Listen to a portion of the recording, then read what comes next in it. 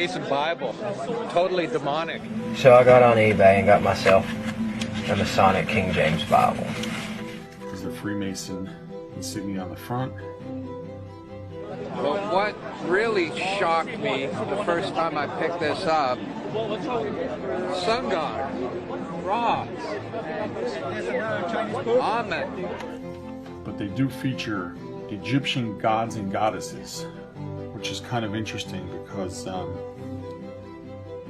know, being Catholic, a Roman Catholic in my case, we're not taught that these gods exist, but they, you know, they clearly have them shown here. So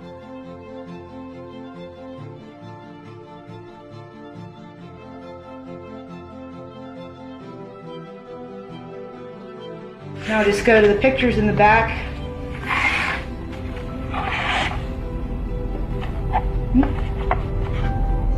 The Egyptian gods and goddesses.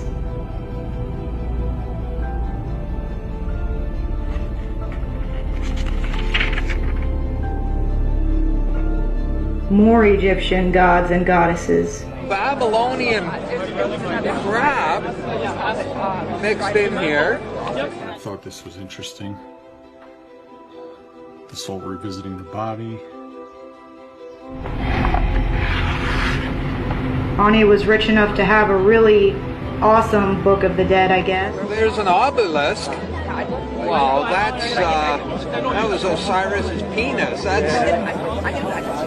That's worship for fertility. Phallic worship, yeah. You'll be able to share it with anyone that watches the video. But then you flip to the back, and there's all this Egyptian, Babylonian account of the building of the walls and temples of Babylon. Wanderus, the king of Babylon, on some kind of plate. Now this belonged to Brother Edward Black. Was initiated November 10th, 36. He passed and then was raised. And we'll see here, somebody had already been initiated, passed, and raised. Where it was presented, on the date, so this would have been, this was about a year ago. When you're doing the ceremony, you're asked, what do you seek? Light. And then the second degree, it's what do you seek? More light. And then the third degree, what do you seek? Further light. And they rise up through the degrees. And the hidden secret, which is revealed at the 33rd degree, is that the light you've been seeking all of this time is the light of the light bearer, Lucifer. See, they use this term, light, light, great light, all the way through, and the hidden secret, which is not revealed until the 33rd degree, is what the light really is. When you finally find out what the great light is, it's supposed to be that you're worshiping Satan the entire time. Let's. Oh, look at this. From darkness to light. Check that out. Look. We have alchemy. Eastern Star. Baphomet. And then we get page 33. The Holy Bible starts on page 33. Could that be a coincidence? The Holy Bible starts on the 33rd page of the Masonic Bible. And they say that the source of this symbol it's an important symbol borrowed from the Freemasons from the nations of antiquity, or rather iniquity is what the Bible would call it. Among the Egyptians, Osiris, their chief deity, was symbolized by an open eye. Really now? So that's what we should use for the God of the Bible, huh? Sounds like Bell worship, guys. The eyes of Jehovah are in every place, beholding and watching the evil and the good. It is the symbol of omnipresent deity.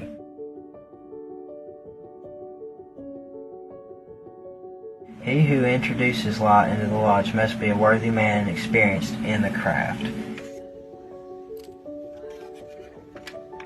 Legend of the craft, legend of the temple. My name on the Masonic and the Order of the Eastern Star, the Baphomet there. Photo of George Washington's sash worn in the Revolutionary War at the time he resigned his commission in 1783. Oh boy.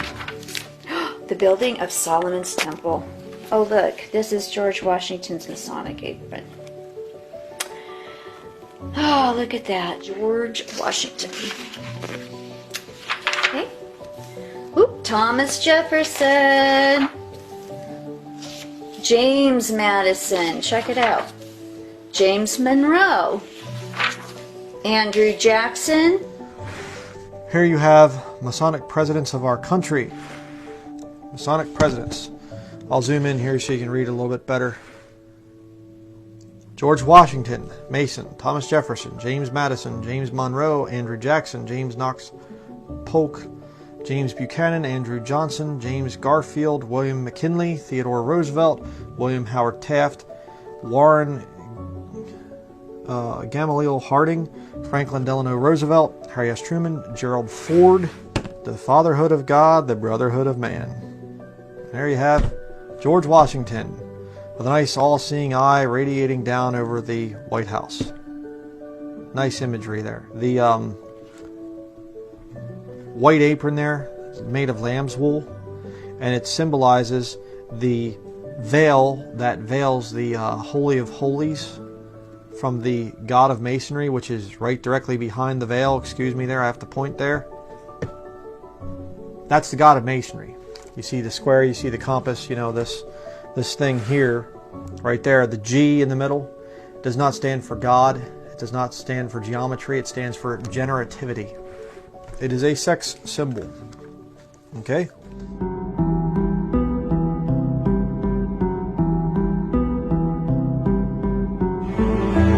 In the initiation in Freemasonry, we had to be recommended by another Mason. Well, in order to join witchcraft, you have to be first screened. You have to be recommended by somebody currently in witchcraft. Well, when I was initiated, I was blindfolded and bound by a rope, and on your bare chest was thrust the point of a spear. In witchcraft, we were initiated through a very involved ritual, initiation ceremony, wherein the candidate was led blindfolded, bound by a rope to the edge of the magic circle. And the rope is around your neck and your lid forward. And up front, in the eastern end of the building, is a person who's a worshipful master. And you kneel down before him. And he brought me into the inner court of the house of the Lord. And behold, at the entrance of the temple of the Lord, between the porch and the altar, were about 25 men, with their backs to the temple of the Lord, and their faces toward the east, worshipping the sun toward the east. Women who are Freemasons belong to the Order of the Eastern Star. Members of the Mount Olive Grand Chapter, Order of Eastern Star of Texas. The radiance. God is the center of the radiance, that solar symbol in which the G is enshrined. As if he were a god. You were met by the high priest or high priestess at that time, usually with a sword to your chest. When I went to enter the lodge, a sharp object was put to my left breast. And I was warned that should I reveal any of the secrets of Freemasonry, to know what to expect. And in the entered apprentice degree, you swear that you would rather have your throat slit, your tongue torn out by its roots, and buried in the rough sands of the sea at low water mark, where the tide ebbs and flows twice in 24 hours. When you're presented before the high priest, a sword is held against your chest, and you actually take a blood oath, promising to remain faithful to the secrets of witchcraft. Well, when you are in the room, this blindfold is taken away from you, and this is a time when they say that you're coming from darkness into light. During the initiation ceremony, the initiate is led by the lieutenant of the high priest and is challenged at the edge of the circle by someone saying, "Who goes there?" And the answer is, "One from the world of darkness." In Masonry, the prayers are ended with "So mote it be." Oh, and one of the other aspects of or distinctives of the craft was that we would always end any spell or ritual where we released the power, this is where the power was released, with the word "so mote it be."